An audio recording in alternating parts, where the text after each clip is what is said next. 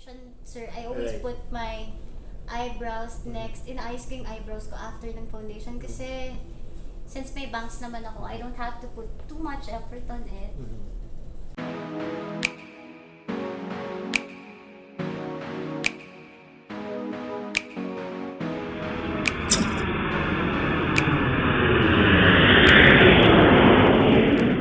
Welcome to Fly High Media, everyone. And today's an episode of Life of a Flight Attendant here on our vlog, where again, as the title says, we talk about the life of a flight attendant and of all our cabin crew here in the Philippines. And before we head out to the main topic, please don't forget to like, subscribe, and hit that notification button to be notified for any updates,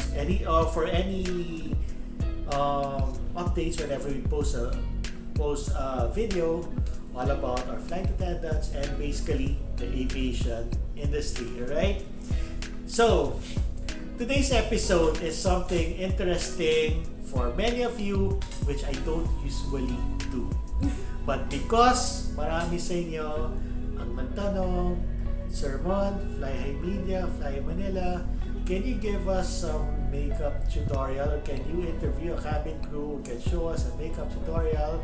We are here right now at the AirAsia Red Point office, and with me is Steph Garcia at AirAsia All-Star Flight Attendant, who's ready to show you how to do flight attendant makeup following AirAsia standards. Alright, but before we go into the main topic, Steph, I'd just like to inform everyone here watching right now that prior to the shoot, we had to undergo safety and health checks in order to ensure the safety of everyone here in this shoot right now. So we've also been following safety protocols in order to make this shoot, in order to ensure everyone's safety here. Alright? So Steph, why is the airline very particular with makeup when it comes sa cabin crew?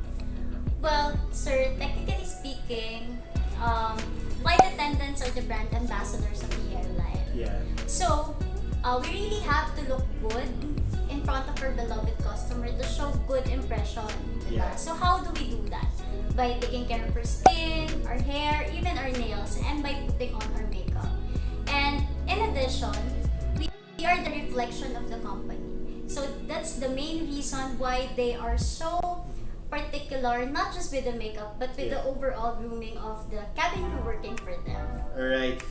So can you explain to us briefly what the makeup standard of AirAsia is for the All-Star cabin crew? Well, the AirAsia standard when it comes to makeup, it embodies fun with a dash of self-expression. Okay. That is the reason why we are allowed to put any makeup style, but provided that it enhances our appearance and it complements the uniform. So in our case, as you can see, we are wearing red. So we are not allowed to put on bright colors such as green or blue for our eyeshadow. That's it. But you know what, Sir Mon? The most important thing about our look is we always top up our look with our smile. Of course, because the smile of a flight attendant is part of the uniform, and AirAsia is very particular with the smile of their all-stars. Yes. Alright? So Steph, you know what, I'm sure our followers right now are waiting, and they want to see how it's done. So can you show us how to do the AirAsia All-Star Makeup Standard? Yes, of course. So, are you ready? So, dito, papakita na ni Steph kung paano gawin, or Steph is gonna show us how it's done, how the AirAsia how the standard AirAsia makeup is done, right? So, here we go. I'm going to teach you how I usually do my makeup. So first is, I have to wipe my hand first because alam niyo na, we have to be clean all the time. Yan. So next is, I always start off with the moisturizer. So, yung moisturizer ko, siya muna yung nilalagay ko before anything else on my face. Kasi it reduces skin problems such as acne, blemishes. So, yan, lagyan natin siya. Alam mo, hindi ako usually gumagawa ng makeup vlogs, but dahil sa inyo mga followers namin here on Fly High Media, eto ako doing a makeup vlog. Well, this is in relation naman sa cabin crew, and I know this will be very important sa lahat ng mga aspirants right now watching and who are really asking, who has a question in mind, how do flight attendants do their makeup? So, eto mismo si Steph, pinapakita niya paano. Yes. So, next naman, sunscreen. Ito yung pinaka-importante talaga, sir. Kasi ito, pinaprotect talaga na yung skin natin from the UV rays. So, usually, even on cloudy days, I put sunscreen kasi sobrang importante talaga na to. So, actually, medyo late ko nga siya nalaman Dapat pala, at a very young age, naglalagay ka na talaga ng protection for your skin, which is itong sunblock. Ilang SPF yun? Yung sa akin is 50. Is it required sa airline? Actually, hindi naman siya required na mag-sunblock ka, pero sobrang importante lang talaga ng sunblock sa skin kasi it prevents your skin from aging So, syempre, yung mga makeups, madami siyang nagagawa sa skin mo na minsan hindi maganda. So, I always protect my skin with the sunblock. And yun nga, being at 13,000 feet above, you're closer to the sun, and no matter what, the cabin crew are more exposed to the UV rays brought by the sun. Yung mga papasok sa window ng aircraft.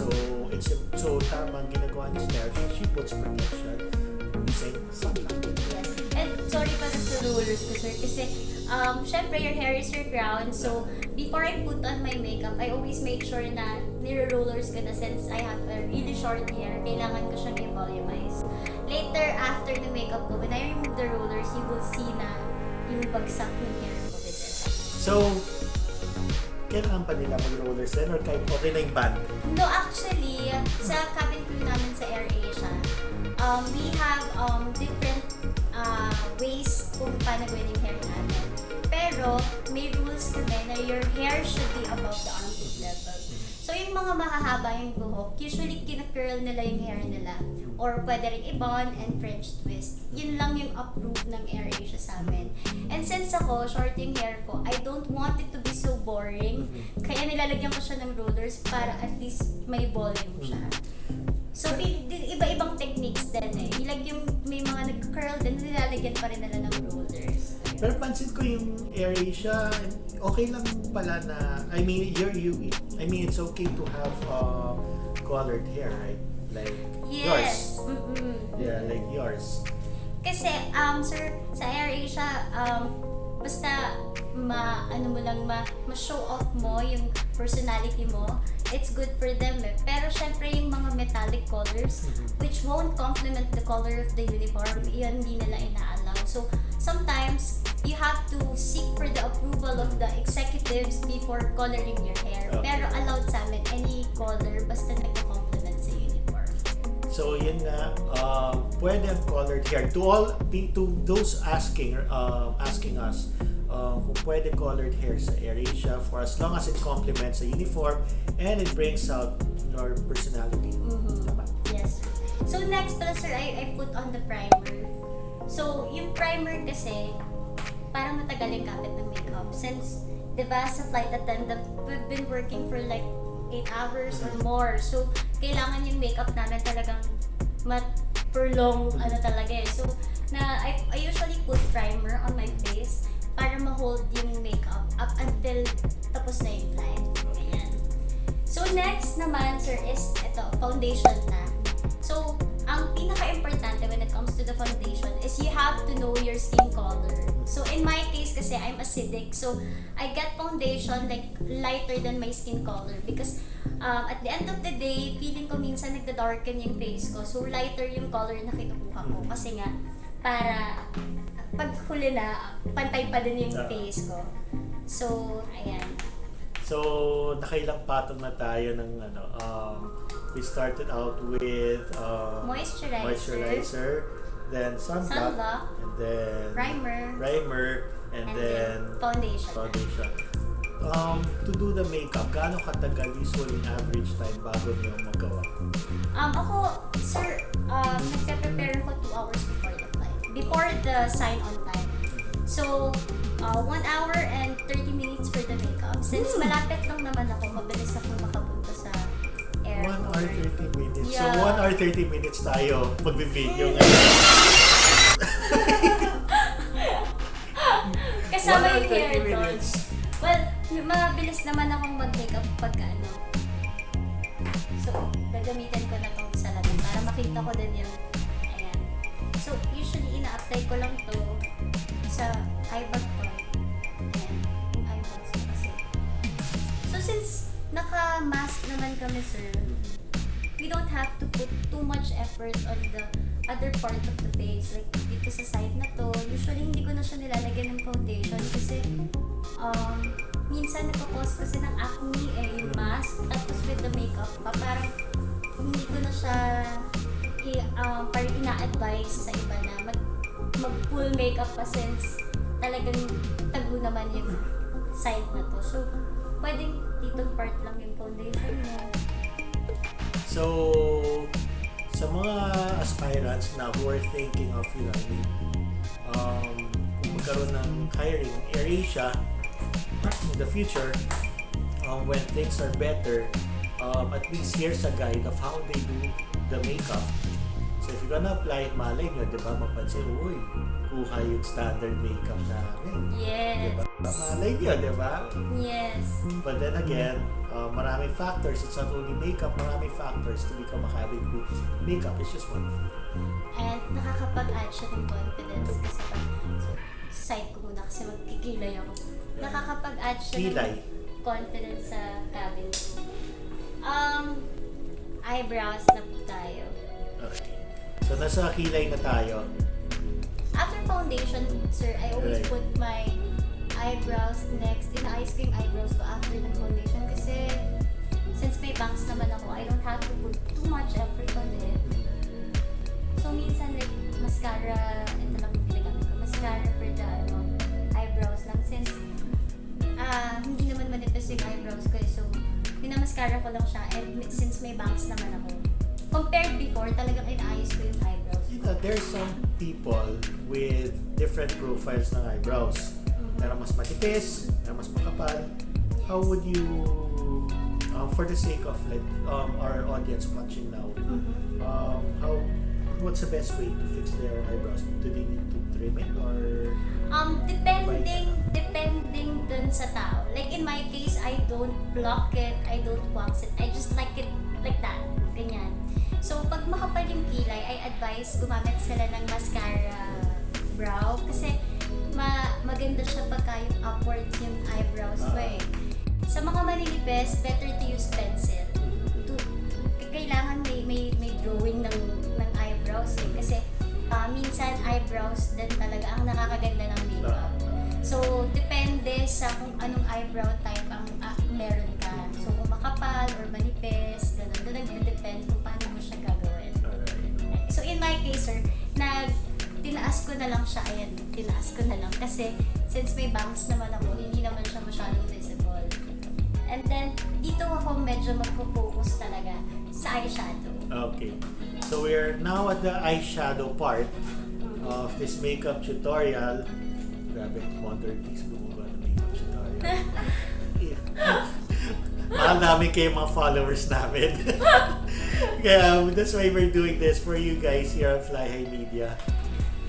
Ayan. So, in AirAsia, sir, we require a maximum of 3 eyeshadow colors. So, usually, since we're all wearing masks, sa eyeshadow ako nagpuput ng effort. Because that's the only thing that the passengers can see now eh. Yung eye part. So, first is... Pero before this, pre-pandemic, ano yung naging standard sa eyeshadow? Maximum of 3 colors and minimum of 2 colors. colors. So, usually, nagkukulay talaga kami sa eyeshadow. But since we're wearing red lipstick sometimes, kailangan medyo light yung eyeshadow namin. Okay. Kasi nagre-red lipstick kami, we can wear red lipstick eh. But now, since we have mask, hindi naman nakikita ng passengers na we have na may lipstick kami or what. So, yung eyeshadow namin, medyo dinodark na namin para at least nakikita ng pasahero is yung eye part.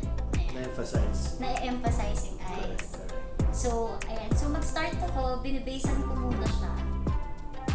Ayan. Actually, pwede nyo siyang kamayin kasi hindi din ako, I'm not the type who uses a lot of brush. Like, I am not a pro, but this is how I usually do it. Ayan. Pagka-base, yan. Kinakamay. So either pwede mo gamitin ng brush or fingers. Fingers. Kasi sometimes, sir, may mga pro talaga na ang dami-dami na ng brush. But for me, this works for me. Kahit kamay ko lang din talaga. So whatever works for you, yan ang gawin niyo. Yes, exactly. Kung sometimes kasi cabin crew kasi we're in a hurry, especially pag upgraded ka sa flight, ganyan. So may times na talagang nagmamadali ako. So hindi ko din talaga ano yung time ko na maghanap-hanap pa ng brush. So kung ano yung available resources ko lang. Yeah. So one is my finger. So nagaganyan lang ako sa ano. Next naman, on the side of my eyes, lagi akong nagda-dark. Kasi gusto ko dark yung eyes ko. So again, just a reminder to all our viewers watching right now, this is the standard makeup of AirAsia. Alright? AirAsia. Nakikita niyo, Steph is doing it, she's demonstrating it sa inyo. Paano? Yeah. And sa AirAsia kasi, some colors are not allowed because since we are wearing red, there are certain colors that won't complement the uniform. Such as green, blue. So, hindi kami pwedeng maglagay ng any colors na in contrast sa red. So, sa eyeshadow, medyo careful kami na kung anong ilalagay namin. And some crew, usually inuuna nila yung eyeshadow before foundation kasi like this part, ayan, nagkakalat kasi siya sa ilalim. Pero in my case, mas gusto kong inuuna yung foundation because at the end of it, i-clean up ko naman siya with the concealer. Yung eyeshadow niyo ba? Is it only one style of eyeshadow or depende rin sa shape na eyes? Kasi may iba, there's some na may nasikit. There's some who have almond-shaped eyes or almond-shaped eyes. There's some who have big eyes. So how do you guys go about that? Depending din po kasi usually sa skin color din. Kasi may mga eyeshadow na hindi siya bagay sa skin color ng mga dark women. May skin color na white naman na bagay sa kanila lahat ng eyeshadow. So, ang advice ko lang is i-feel nyo kung ano yung bagay sa inyo. Like for example, chinita. Usually, ang ina-advise ko kasi is to put darker part on the crease area para medyo lumaki yung mata nila. So, para medyo makita yung eyeshadow, kailangan meron silang eyeshadow dito sa crease area na to. Kasi pag chinita, diba usually wala silang So, yun lang. Kailangan malaman mo kung ano talaga yung bagay sa eyes mo. Ganyan. So, kailangan mong malaman kung ano yung ma-feel mo na comfortable ka about it. So, okay. Sorry guys, but we're not allowed to mention any brands here, but this makeup, nabibili na, you can buy it naman in any department store, right? Yes po, in any beauty store. Sorry guys, no mentioning of brands. Sponsor muna. Ayan. And then sa ilalim, nilalagyan ko din siya to make my eyes look bigger. Yeah. Ayan. Actually, we're almost done. After eyeshadow. Almost done. So, ang bilis Almost pa done. yan. So, ano nangyari sa 1 hour na yan? Actually, medyo nagmamadali ako kasi Yeah. I just want to show you how I usually do my How makeup. it's done, yeah. But on a normal basis, it usually takes an hour or so, right?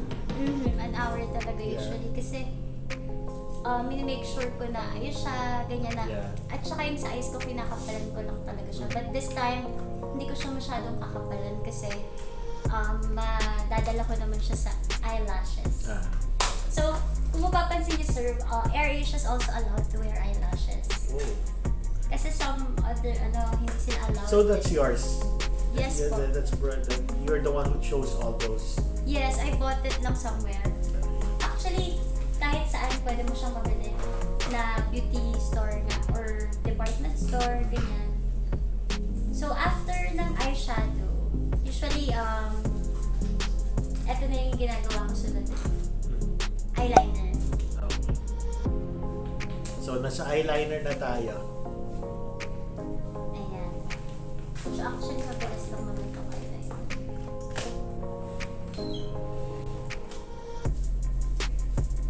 Eto lang yung medyo mahirap yung maglagay ng eyeliner kasi. Ayan. There. So, tapos na ba yung eyeliner? Yes! Nakikita ba nila? Yeah, okay. Kita niya yung eyeliner. So, yun. Ayan. And then, The eyelashes. lashes. So, ino-glue ko lang naman siya. Usually, meron mga pwedeng magpa-eyelash extension na like, para hindi lang kinakabit. Yung nakakabit na talaga. Yeah. Kaya lang sometimes kasi parang it falls off so I would prefer na this one na lang. Bite mo bite mo dito. Because it's too long. Oh, okay. Hindi siya kasya sa eyes ko kapag hindi ko siya ginupit. So, lalagyan ko lang siya ng glue. Ito talaga ang nagdadala ng eyes namin. So, hindi madali maglagay ng lashes. Hindi yung, it's not like you just get it and then put it there. That's what I'm talking about. Like, you're trying to put it. Keeps on.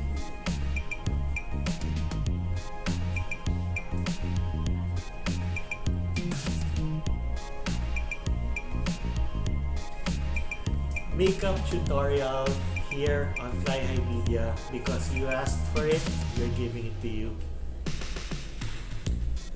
Done the AirAsia way. So if you want to be an all-star, an AirAsia all-star cabin crew, if you want to learn their makeup, please do follow this step-by-step process provided by Steph herself. Ayan, nakabit ko na siya. There. See, as you can see, sobrang laki ng difference ng right eye ko sa left eye ko.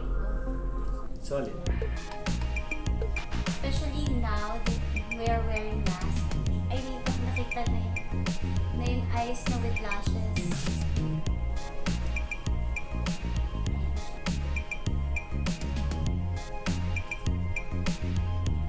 So, nasa concealer. After this, concealer nang ilalagay ni Steph.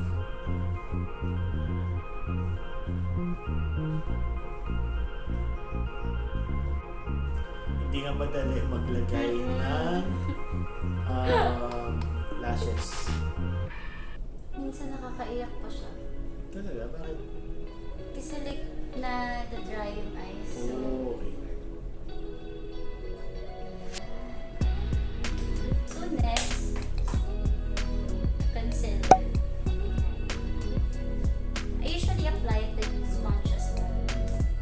Usually yung ibang crew nagbe-bake sila. Baking is one way to hide your Yeah. under eye circle. So, your dark circle. So, You know what?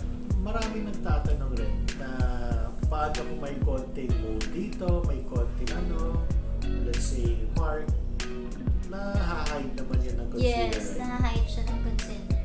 So, for the aspirant cabin crew na like pupunta sa recruitment, don't worry about your marks kasi na-hide naman siya through makeups naman. So, like this one, There you go. So right now we are here in the concealer portion para matakpan yung mga dark spots. Tama? Yes. You get it right? Dark spots, those blemishes na pwede ma-hide. So after that, we're almost done. But in my case, sometimes I remove my mask.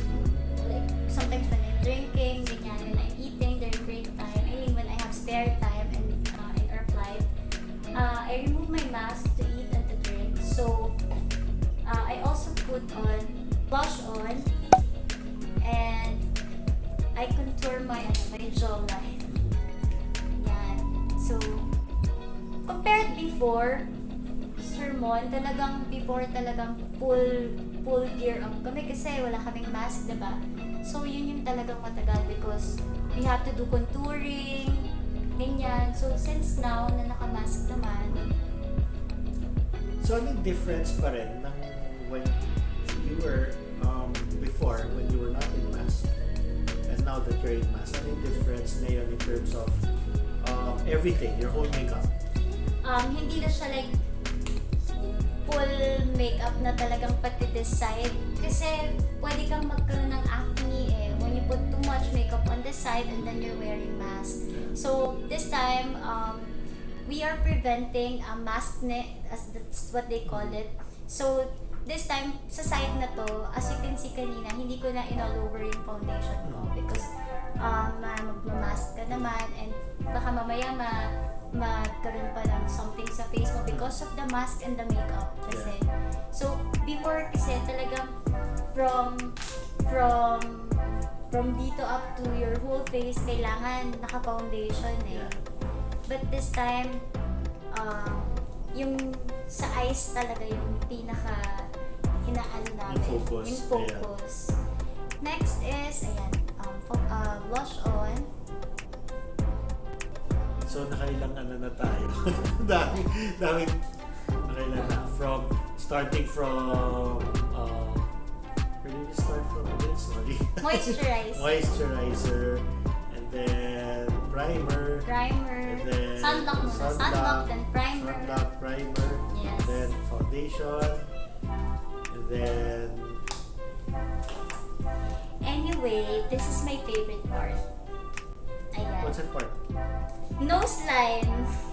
Oh, the nose line. Yes, kasi kahit may mask ka, nakita yung part na to So, Saan ang purpose nito? para like mapatangos yung nose. So, this is my favorite part. Nose line. Ayan. Para matapos ang nose. Yes. Later you will see the difference. And yung makeup kasi nowadays, sobrang ganda niya na papatangos yung nose mo. Basta you know how to apply it. Talagang Pag nilagay yan kaya sa nose ko, may pag-asa rin tumango sa nose ko. try natin later. Wow. So, eto ba? So, lalagyan pa lang siya ng concealer. So, makikita mo yung difference bro. Kanina nawala siyang nose line. Tapos now na may nose line na siya.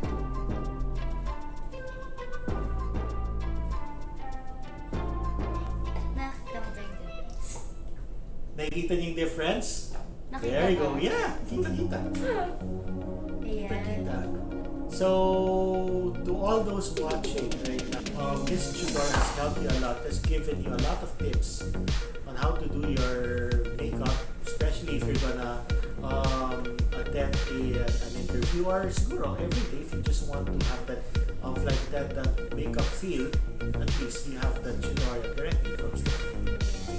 Especially if you love AirAsia and if it's your dream to be an all-star flight attendant someday. So, last step for my makeup sa face, lipstick. So, most of the time people would ask me questions like, why are you still wearing lipstick? You're wearing mask. Ganyan. So, as I've said earlier, sometimes kasi we need to eat, diba, during flight.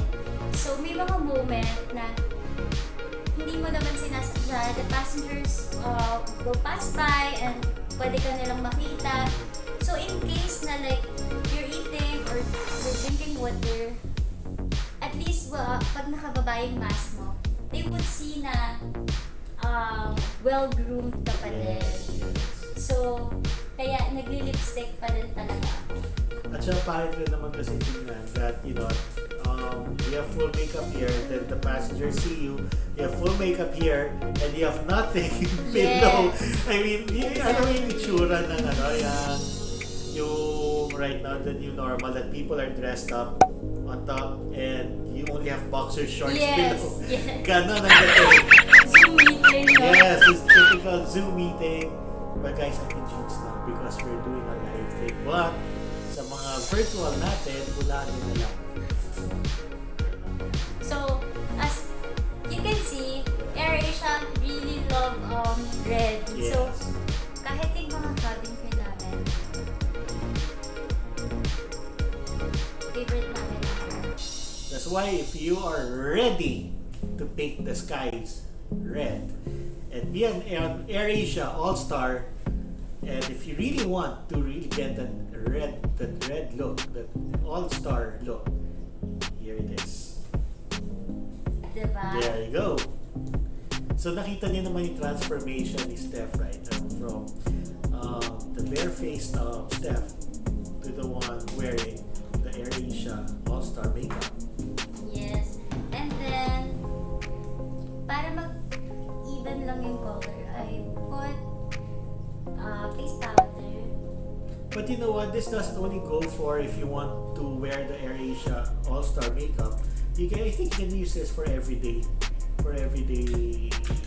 use. Yes, like for date nights, something like that. Date nights. Ito ba yung ginagamit mo rin for date nights?